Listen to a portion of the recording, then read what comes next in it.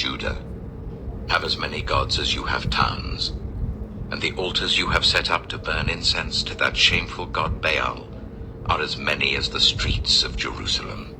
యూదా, నీ పట్టణముల లెక్క చొప్పున నీకు దేవతలున్నవి కదా. యెరూషలేము నివాసులారా, బయలు దేవతకు ధూపము వేయవలని మీ వీధుల లెక్క చొప్పున లజ్జాకరమైన దాని పేరట బలిపీఠములను స్థాపించితిరి. అసలు ఈ విగ్రహాలు తయారు చేయడం ఏ విధంగా మొదలవుతుంది అంటే, ముందుగా కొంతమంది భావనలో అవి రూపుదిద్దుకుంటాయి. తెలంగాణ ఏర్పడిన తర్వాత ఈ తెలంగాణ ప్రాంతానికి ప్రతిరూపంగా ఓ రూపం ఉంటే బాగుండును అని ఆలోచించి, ఇదిగో కాంగ్రెస్ ప్రభుత్వం ఈ విధమైన రూపాన్ని తెలంగాణ తల్లిగా ఏర్పాటు చేసింది.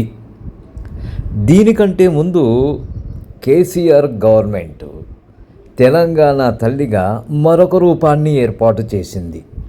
తెలంగాణ ప్రాంతంగా ఒక్కటే, కానీ తెలంగాణ తల్లి అంటూ రూపాలు మారిపోతూ ఉన్నాయి. వ్యక్తుల అభిరుచులను బట్టి, పాలకుల అభిరుచులను బట్టి. అదే బీజేపీ ప్రభుత్వం ఉంటే కాషాయం కట్టించేస్తారు, రుద్రాక్షలు ధరింపజేసేస్తారు, ఈ విధంగా అన్నమాట. అయితే ఇవన్నీ కేవలం భావనలు మాత్రమే. వారి యొక్క భావన అంటే ఊహ. వారి ఊహలకు అనుగుణంగా ఒక శిల్పిని, ఒక ఆర్టిస్టుని పిలిపించుకొని ఇలాంటి బొమ్మలను రూపొందించుకుంటారు. వాటిని ప్రతిష్ఠించుకొని వాటిని గౌరవిస్తూ ఉంటారు.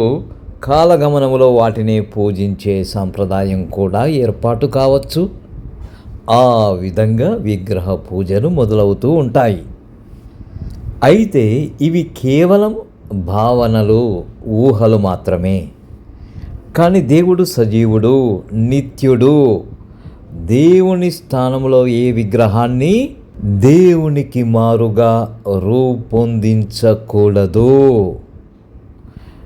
ఎట్టి విగ్రహమునైనను నీవు చేసుకొనకూడదు అని అందుకే దేవుడు సెలవిచ్చాడు.